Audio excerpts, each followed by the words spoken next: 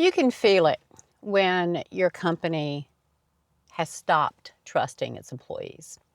When those that are salaried, who have reached a certain status in age, status meaning a tier in their career, to where you become a salaried employee and there's some trust that's baked into that. There's some expectations of performance.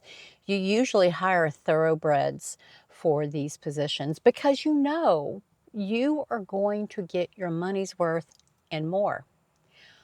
But when the company stops trusting their employees and they start changing things after they've made, shall we say, promises, whether spoken or unspoken, about flexibility, tolerances to be able to leave for a doctor's, basically treating you as the professional that you are versus a entry-level new hire with zero experience. When they start making these changes, for whatever reason, it can be they've recently gotten burnt by somebody who has abused the system, abused their generosity. Perhaps someone else has caused issues amongst the teams, and the company's decided, well, unilaterally, we're all going to do this. It's their company. They can do whatever they want to, but it's us who end up paying the prices. So when they stop trusting the employees and begin managing them, it changes the dynamics. It changes the energy. It changes the interaction. It changes the level of effort they see from these employees. And is it the employee's fault? Yeah, to an extent. But basically, we were brought in and courted under false pretenses because now they've changed the rules. Now they've changed the benefits, the arrangements to which we had agreed to work for this particular company.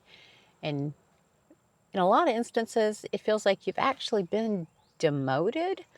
In my industry, when I first started in oil and gas, there were still pockets in this industry that would little lady you, that when I would walk into a meeting room as a consultant back in the day, I would be looked at and lots of assumptions were made that I was the project admin and people would start giving me their coffee orders or et cetera, et cetera. This particular company, it was also quite humorous that they had only recently in the last 10 years removed the requirement from their handbook that females were required to wear skirts and pantyhose. Yes, for those of us who have lived long enough, that used to be a thing. However, when you're at this stage in your career, and I'm a woman over 50, I am a professional. I have been in this industry for 25 plus years. I know what I'm doing. I have pages upon pages of commendations and recommendations from being a consultant to a contractor, even being a full-time employee of this particular company. But they changed the rules on me. And when they did that, and then about a year later, they changed the rules again. So the first rule change they did for us was that we were no longer allowed under any circumstances whatsoever to work from home during core business hours. If you were not in your seat, in your assigned location geographically during core business hours, you had to put it down as PTO. And PTO could have been PTO vacation, PTO sick, PTO jury duty. There's different categories of PTO.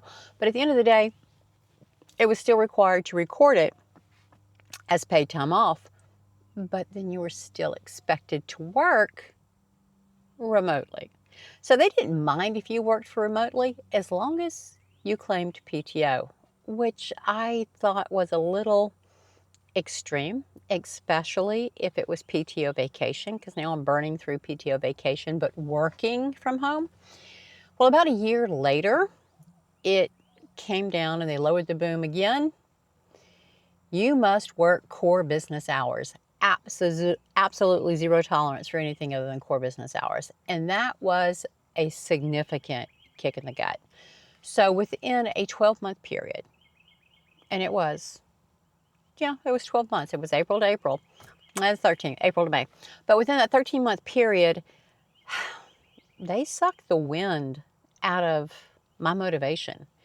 All of a sudden, I'm no longer a woman of a certain age, giving them, no lie, the first 4 or 5 years I worked for this company, I probably gave them extra, and I did. I've tracked my time because I'm a contractor at heart.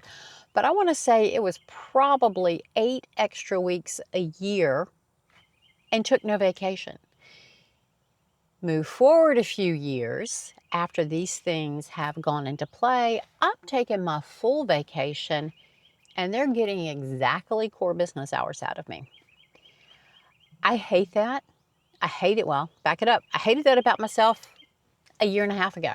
It went against my grain.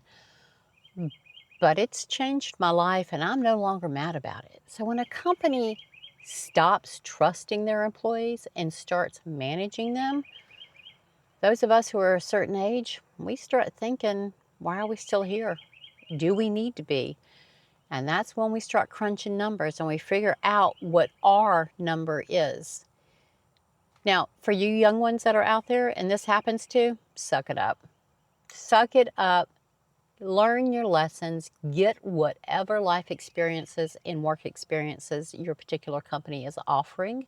Use it as a tool to put additional quivers into, or arrows into your quiver. Yeah, but additional skills and leadership roles, projects, etc. on your resume. But for those of us, Gen X and thereabouts, this could be the fat lady telling you, you got to start looking at these things. So it's not about being lazy. It's not about being unproductive. It's not about not giving the company what they hired you for. Because even though they changed the rules on me, they're still getting exactly what they paid for. Just now, I'm not giving them all the bonuses and freebies. Still do great work, but I no longer care about a reference. And yes, this is the first time in my life I can honestly say that. I don't give a flying flip if this company ever gave me a reference. I don't want to go out with a sour taste in anybody's mouth. I will hopefully complete all of my tasks that I feel only I can do smoothly. But sometimes life makes these decisions for us. So I'm just coasting along, coming in every day, doing my work, taking my vacation, living on my off hours, my life, figuring out, hey, who am I without this job? What do I actually enjoy doing? Not quite as tired these days as I once was. Weekends, blood pressure actually goes down. Find him a happy place.